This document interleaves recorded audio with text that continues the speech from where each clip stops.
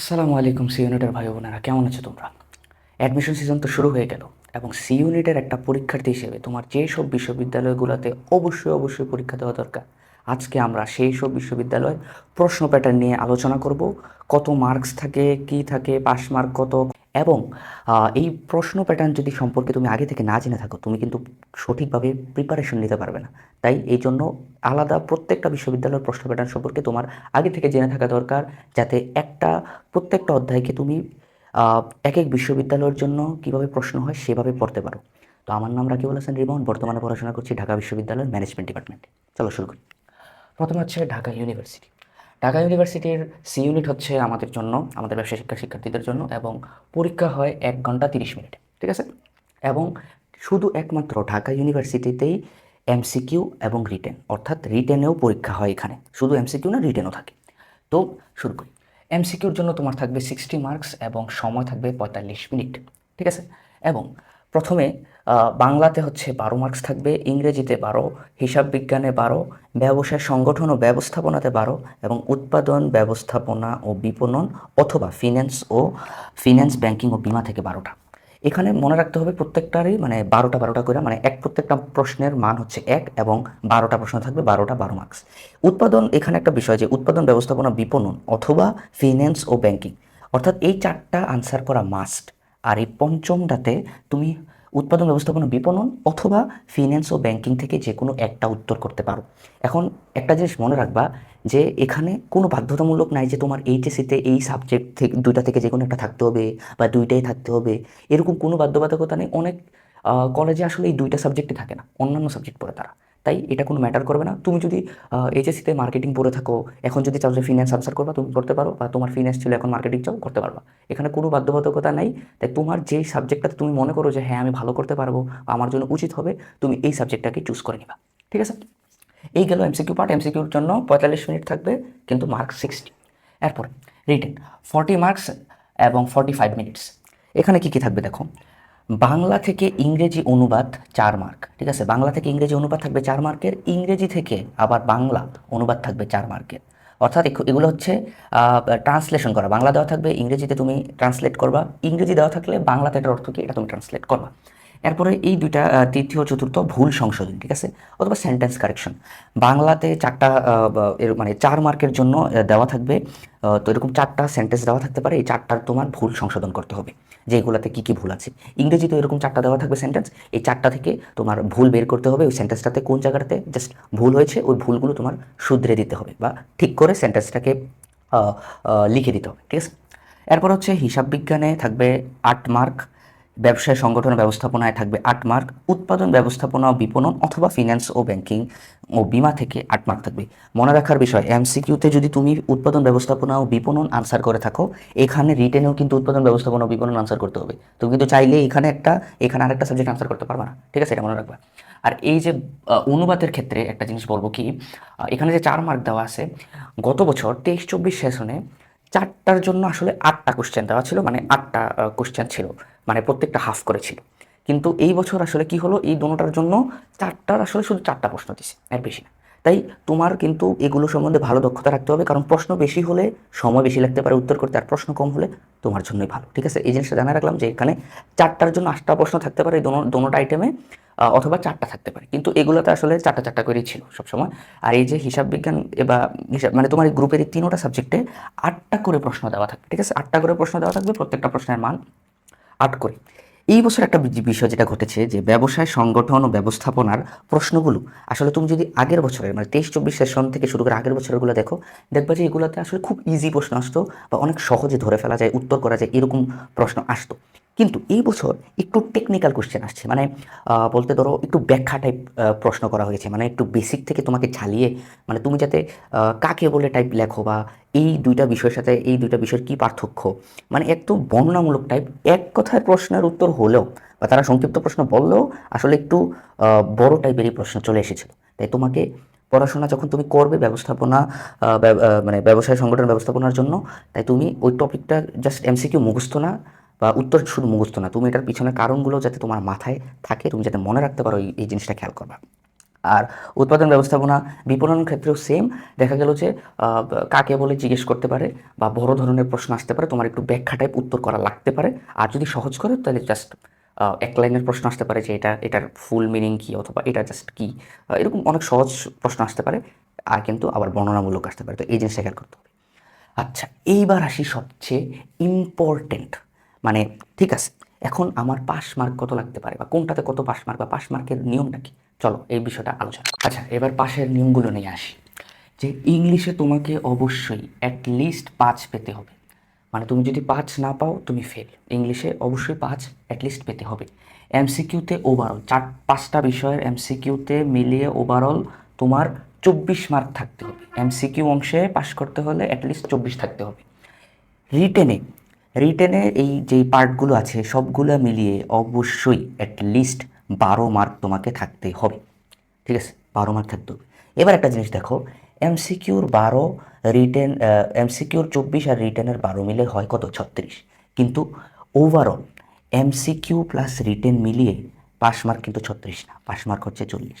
অর্থাৎ দুটা মিলিয়ে তোমাকে অ্যাটলিস্ট 40 পেতে হবে তুমি যদি ঢাকা ইউনিভার্সিটি সি ইউনিট পরীক্ষায় পাশ করতে চাও।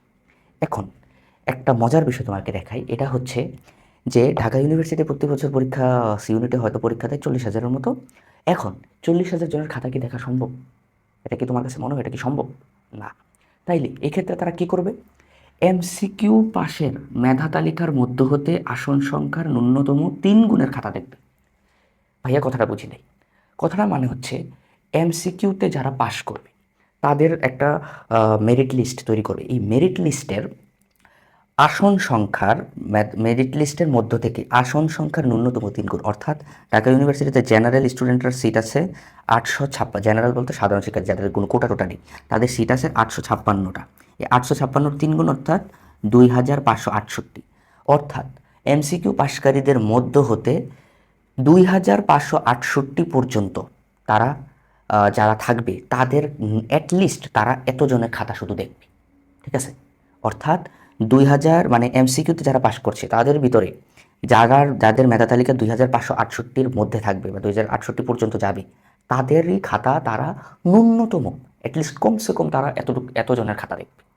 ঠিক আছে, এর বেশি দেখবে কি না দেখবে এটা ওদের উপর নির্ভর করে, কিন্তু 3 গুণ মানে ন্যূনতম 3 গুণ তারা খাতা কাটবে।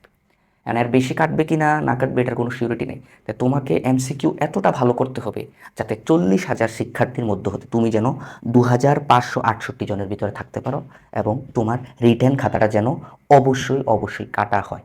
কারণ রিটেন না কাটলে তুমি দিন শেষে আসলে চান্স পাবা না।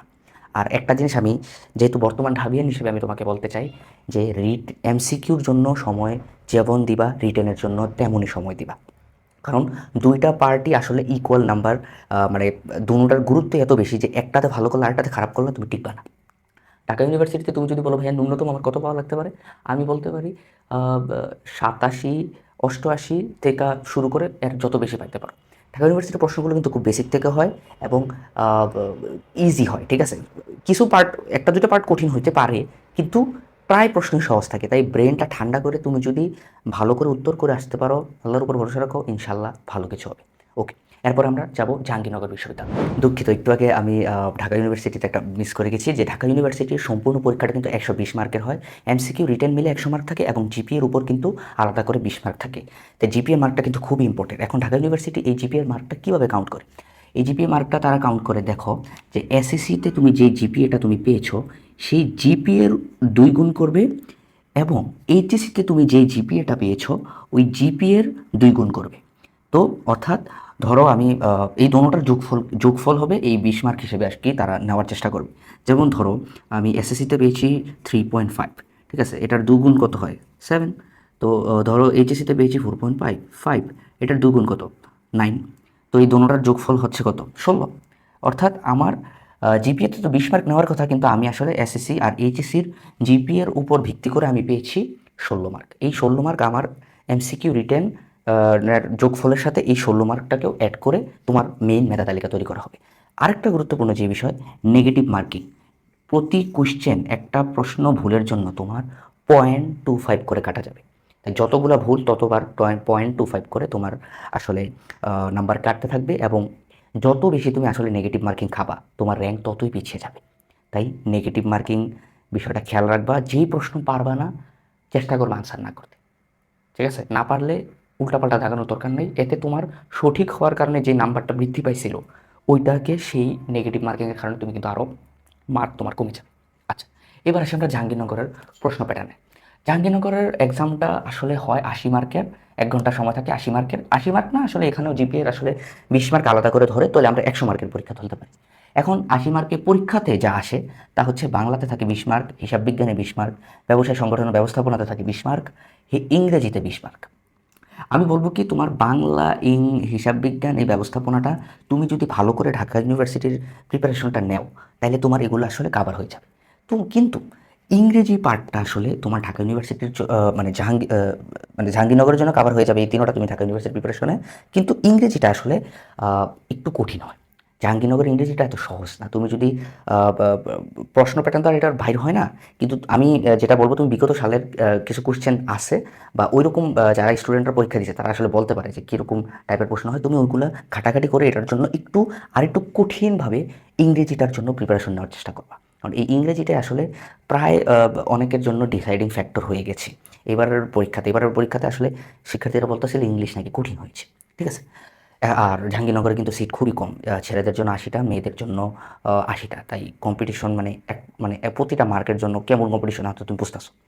আর এটার জিপিএটা আসলে কীভাবে, মানে জিপিএ থেকে 20 মার্ক কীভাবে নেয়, এসএসসির জিপিএর উপর 1.5 গুণ করে যেটা আসে, আর এইচএসসির জিপিএর উপর 2.5 গুণ করে দুইটার যোগফল যা আসবে ওইটা।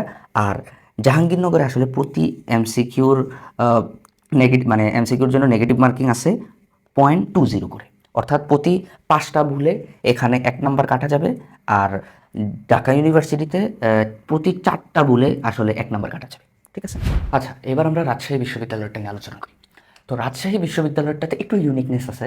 এখানে পরীক্ষা 100 মার্কের, মানে হলের এক্সাম তোমার 100 মার্কের হবে, কিন্তু প্রশ্ন থাকবে 80টা, ঠিক আছে? অর্থাৎ প্রশ্ন 80টা, কিন্তু 80টা প্রশ্নের মান হচ্ছে 100 মার্ক। আর পরীক্ষা হবে 1 ঘন্টা, সেম 1 ঘন্টা সময়, ঠিক আছে? 1 ঘন্টা সময়তে 80টা এমসিকিউ আনসার করতে হবে।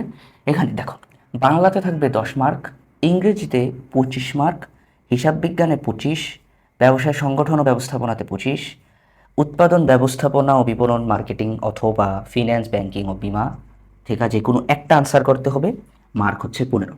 বলছিলাম যে প্রশ্ন থাকবে 80টা, কিন্তু মার্ক আসলে 100। এটা কিভাবে ডিস্ট্রিবিউট হয়েছে দেখো, বাংলাতে যে 10 মার্ক আছে, 10 মার্কের জন্য প্রশ্ন থাকবে 8টা, কিন্তু প্রতিটা প্রশ্নের মান হবে 1.25 করে, ঠিক আছে? ইংলিশে প্রশ্ন থাকবে 20টা, কিন্তু প্রত্যেকটার মান হচ্ছে 1.25 করে, ঠিক আছে? হিসাব বিজ্ঞানও সেম, এই 25 মার্ক যেহেতু 20টা থাকবে 1.25 করে, ব্যবসায় সংগঠন ব্যবস্থাপনাতেও 20টা 1.25 করে, আর উৎপাদন ব্যবস্থাপনা বিভিন্ন ফিনান্স থেকে যে কোনো একটা আনসার করবা, প্রশ্ন থাকবে 12টা 1.25 করে। তো প্রশ্ন এভাবে গুনলে প্রশ্ন আসবে 80টা, কিন্তু মার্ক আসলে 100 মার্কের। আর নেগেটিভ মার্কিং আছে 0.25, ঠিক আছে? 0.25-এর নেগেটিভ মার্কিং আছে, এবং ন্যূনতম 40 পেতেই হবে পাস করতে হলে, ঠিক আছে? আর এখানে আসলে এই 40টা ছাড়া আসলে তেমন একটা কোনো পাস মার্ক নাই। কিন্তু তুমি যদি চাও যে রাজশাহী ইউনিভার্সিটির আইবিএতে পড়াশোনা করতে, তাই তোমাকে ইংলিশে ন্যূনতম 10 পেতেই হবে। এমন না যে তুমি 10 না পেলে অন্যান্য ডিপার্টমেন্ট পাবে না, এরকম না। কিন্তু তুমি যদি চাও যে আমি রাজশাহী ইউনিভার্সিটির আইবিএতে পড়বো, এর জন্য তোমাকে ইংলিশে ন্যূনতম 10 থাকতে হবে। তাহলে তুমি আসলে এই ডিপার্টমেন্টে পড়তে চাও, এটার ইচ্ছুকতার জন্য সাবজেক্ট চয়েস তুমি পরবর্তীতে দিতে পারবে, ঠিক আছে? এই হলো রাজশাহী ইউনিভার্সিটিটা। এরপর আমরা যাবো চট্টগ্রাম ইউনিভার্সিটি। ওকে, চট্টগ্রাম বিশ্ববিদ্যালয়তে 100 মার্কেরই পরীক্ষা, 1 ঘন্টা সময় থাকবে। এইবার একটা জিনিস দেখার বিষয় হচ্ছে, সি ইউনিটের শিক্ষার্থীরা কিন্তু আমরা গতানুগতিক বাংলা, ইংলিশ, হিসাব বিজ্ঞান, ম্যানেজমেন্ট, এগুলো কিন্তু গত 3টা ইউনিভার্সিটির পরীক্ষাতে আমরা দেখলাম। কিন্তু চট্টগ্রাম বিশ্ববিদ্যালয় 23-24 সেশন থেকে এই প্যাটার্নটা পুরোপুরি চেঞ্জ করে ফেলছে। একদম নিজস্ব একটা অন্য রকমের নতুন প্যাটার্নে চট্টগ্রাম বিশ্ববিদ্যালয় পরীক্ষা নেয়। এই কোশ্চেন প্যাটার্নটা থেকে তুমি একটু ভয় পেতে পারো, কিন্তু আমি সত্য কথা বলবো, প্যাটার্নটা দেখে যতটা কঠিন মনে হয়, প্রশ্ন ঠিক এর থেকেও বেশি সহজ হয়, ঠিক আছে? আসো, কী কী আসে। ইংলিশে থাকে 40 মার্ক, ম্যাথে থাকবে 30 মার্ক, এবং অ্যানালিটিক্যাল অ্যাবিলিটি, ইংলিশে বলে অ্যানালিটিক্যাল অ্যাবিলিটি, বাংলাতে বলে মানসিক দক্ষতা বা সমস্যা অনুধাবনের ক্ষমতা, এরকম একটা নাম তারা বাংলাতে বলে। তো বা অ্যানালিটিক্যাল অ্যাবিলিটি বা আইকিউ বলে আর কি এটাকে। তো এখানে থাকে 30 মার্ক। এটা এসবে কোনো আসলে ভয় পাওয়ার কিছু নেই, এগুলো খুবই সহজ বিষয়। যাদের কাছে তোমরা পড়াশোনা করবা তারা এগুলো শিখিয়ে দিবে, এটা খুবই ইজি একটা বিষয়। এখন দেখো ম্যাথ, ঠিক আছে, ম্যাথে মার্ক 30, কিন্তু কোশ্চেন আসবে কত? 15টা কোশ্চেন, প্রত্যেকটা 2 মার্ক করে, ঠিক আছে। অ্যানালিটিক্যাল মানসিক দক্ষতায়ও 30 মার্ক, কিন্তু 30 মার্ক, কিন্তু প্রশ্ন এখানেও জাস্ট 15টা আসবে। দেখো প্রশ্ন কিন্তু 15টা, মার্ক এখানে অলরেডি 60। ইংলিশের ক্ষেত্রে একটু প্যারা হবে, কারণ ইংলিশের ক্ষেত্রে দেখো ইংলিশের যে 40 মার্কটা সেটা 3টা ভাবে ভাগ করা। একটা হচ্ছে কম্প্রিহেনশন, বা মানে ছোটোবেলা আমরা যেই অনুচ্ছেদ থেকে ধরো পড়ে পড়ে উত্তর করার চেষ্টা করতাম, এমসিকিউ এরকম টাইপের। তো এটাতে থাকবে 10 মার্ক, 5টা প্রশ্ন দেওয়া থাকবে, প্রত্যেকটা 2 করে। এরপরে গ্রামার এবং পিন পয়েন্ট এরর, অর্থাৎ মানে এটা সেন্টেন্স কারেকশন আর কি। এই সেন্টেন্সটার ভিতরে কোন পার্টটা গ্রামাটিক্যালি ভুল, মানে গ্রামারগত ভুল আছে, এই বিষয়টা বের করতে হয়। তো এই দুইটা একত্রে মিলিয়ে 15টা প্রশ্ন আসবে, প্রত্যেকটা প্রশ্নের মান 1 করে। আর এই ভোকাবুলারির জন্য আলাদা একটা পার্ট আছে, এখানে 15টা প্রশ্ন আসবে, প্রত্যেকটা 1 করে। তা আমরা যদি দেখি এখানে প্রশ্ন আসলে কয়টা আসতেছে, দেখো 15 15 30 5 35 35, এখানে 30 35 65টা। তো তুমি দেখতে পারতেছো পরীক্ষা কিন্তু 1 ঘন্টা, কিন্তু কোশ্চেন আসছে কত? মাত্র 65টা প্রশ্ন আসতেছে। তাই ঘাবড়ানোর কিছু নাই, প্রশ্ন কম আছে, কিন্তু চিন্তা করে আনসার করলে ইনশাল্লাহ পারবে। আরেকটা জিনিস যেটা আমি তোমাকে দেখাতে চাবো, এটা হচ্ছে যে চট্টগ্রাম ইউনিভার্সিটিতে পাস মার্ক অ্যাটলিস্ট 40 পেতে হবে, নাইলে ফেল। কিন্তু নেগেটিভ মার্কিংয়ের ক্ষেত্রে একটা বিষয় যেটা আছে, সেটা হচ্ছে যেসব প্রশ্নের মান 2 করে, এই যে যেখানে তুমি দেখতে পাচ্ছ 2 করে, এই যে 2, এই 2 করে যে প্রশ্নগুলো আছে, এই 2 করের প্রশ্নগুলোর জন্য নেগেটিভ মার্কিং হচ্ছে 0.50, ঠিক আছে।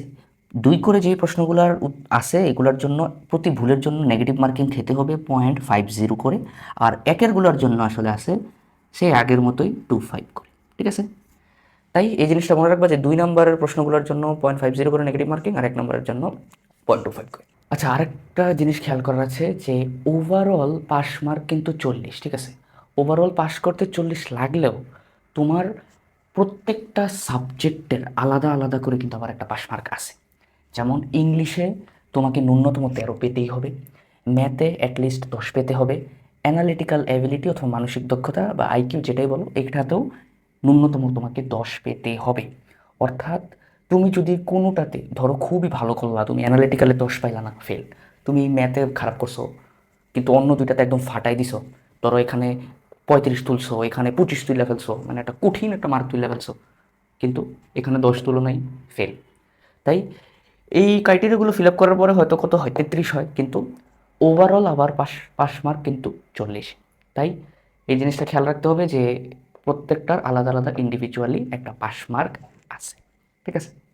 তো এই 4টা বিশ্ববিদ্যালয় আজকে যেগুলো আলোচনা করলাম, এই বিশ্ববিদ্যালয়গুলো সি ইউনিটের জন্য, একটা সি ইউনিটের শিক্ষার্থীর জন্য এই 4টা বাংলাদেশের স্বায়ত্তশাসিত বিশ্ববিদ্যালয়ের চেষ্টা করা মাস্ট, ঠিক আছে। তাদেরকে অবশ্যই এই 4টা বিশ্ববিদ্যালয়ে চেষ্টা করা উচিত, এবং এই 4টা বিশ্ববিদ্যালয় আহ, তুলনা করলে অন্য বিশ্ববিদ্যালয়গুলোর তুলনায় আহ, অবশ্যই ভালো, যেরকম মানুষ বলে। তাই এই 4টা বিশ্ববিদ্যালয়ের জন্য তোমাকে অবশ্যই প্রাথমিকভাবে প্রিপারেশন নেওয়া উচিত। ভিডিওটা ভালো লেগে থাকলে কমেন্ট করতে পারো, লাইক করতে পারো, চ্যানেলটাকে সাবস্ক্রাইব করতে পারো। এরকমভাবে আমি সামনে অ্যাডমিশনের জন্য আরও গুরুত্বপূর্ণ ভিডিও বা নেক্সট টাইম সাবজেক্ট ভিত্তিক টপিক আমি আলোচনা করে ক্লাস নেওয়া ইনশাল্লাহ শুরু করব। তাই এরকম ভিডিওগুলো যদি ভালো লেগে থাকে জানাতে পারো, কোনো প্রকার সাজেশন থাকলে জানাতে পারো। ধন্যবাদ আজকে এতটুকু পর্যন্ত থেকে থাকার জন্য, শেষ পর্যন্ত থাকার জন্য। আসসালামু আলাইকুম।